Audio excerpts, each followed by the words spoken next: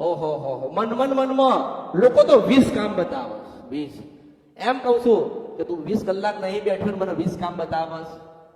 20 કલાક નથી બેઠ્યા અને તમે 20 કામ બતાવો છો હું એવું કહું છું કે વધુ નહીં 1 વર્ષ 12 મહિના તમે મારા પાસે હો અને 24 કામ તમારા થયેલા હશે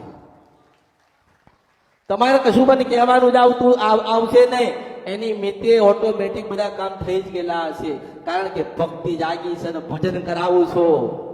ભક્તિ જાગીને ભજન કરાવું છું દરેક ના પોતાની માને જગાડીને આલું છું અમૃતની મેલડી ખરું માં ખરું. એટલે ધીરજ રાખજો પ્રતીક્ષા કરજો માનું ભજન કરજો આજુબાજુ બધી વાતો કરવાની બંધ કરી નાખો અમુક જણા કરસ ખૂણા બેઠા બેઠા આ બધું પેલી ભાઈ કરતી હતી હમણાં ઘુસપુસ શું કરસ મારું ધ્યાન તારી ઉપર છે દરેક ની ઉપર મારું ધ્યાન છે શું કરો છો શું લાયા છો શું કરવા આયા છો હું એમ કહું છું કે તમે જે કરવા આયા હોય ને એ જ કરો શું કરવા અહીંયા આયા છો જ્ઞાન લેવા ભક્તિ કરવા મારું આપેલો પ્રસાદ ગ્રહણ કરવા મારા આપેલા આશીર્વાદ લેવા તમારી એક સુખડી લઈને ઘણા બધા સુખડા આલવા આવીએ છું એટલે તમારું ધ્યાન મારી પર હોવો જોઈએ કેમ કે અત્યારે ઘણા ઉભું થવું જ પાણી પીવું છું કે ધીરજ રાખ અમૃત પીવડાય છું શીતવન સફરા નથી ગંદ્રપ્યા મેરડી છું પાણી પીજો આનંદ કરજો આનંદ કરાવજો ખોટું કરતા નહીં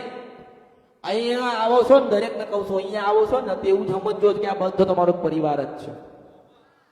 છે કોઈ નથી કોઈ કે બોમ્બે વાળો છે કોઈ કે હું વિદેશ થી આવ્યો છું કોઈ કે રાજકોટ થી આવ્યા છીએ કોઈ કે સુરત થી આવ્યા છીએ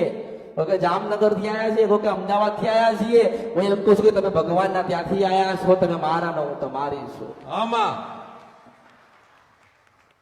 અને તમે બધા એક જ છો બધા દુઃખ વાળા જ છો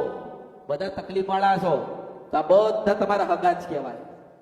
બધા તમારા હગા જ કહેવાય ભગવાને બધાને બધું આપ્યું જ છે પણ એમ કહું છું કે ભગવાને બધું આપ્યું ને પણ તમારામાં એક ધીરજ રહી